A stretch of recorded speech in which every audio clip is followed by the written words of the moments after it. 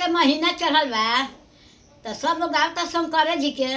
तो कहनी अरे हम एगो गा दी।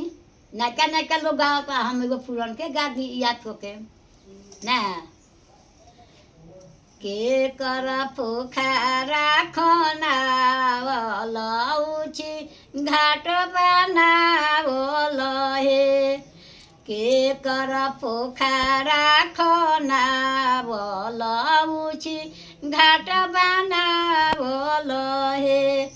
आहे के करा जे लागेला पियास के भरी पियावेली।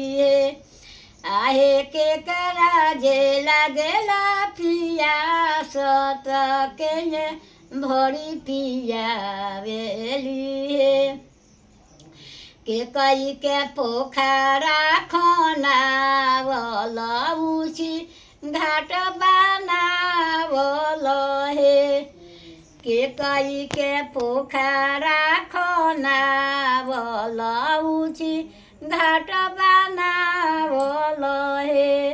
आहे शिवजी के लगले पियास गौरा भरी पियावेली हे।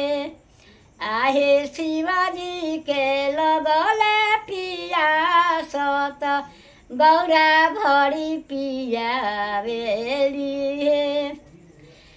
एक ओरी बैठेला नैहर के लोग त एक ओरिया ससुरा के। एक ओरी बैठेला नैहर के लोग त एक ओरिया ससुरा के।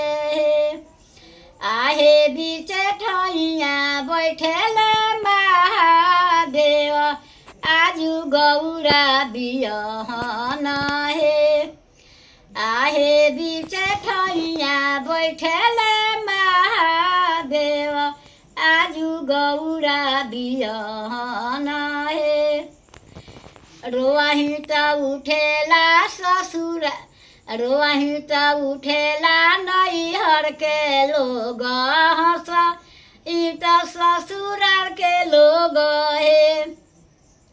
हंसई त उठेला ससुरार के लोग रोही त नैहर के लोग हे। आहे ताली ठोकी उठेला महादेव आजु गौरा बियहब हे। आहे ताली ठोकी उठेला महादेव आजु गौरा बियहब हे। यह पुरान का गीत ह। नया लोग आता हम पुरान के गाँव में कहेगो।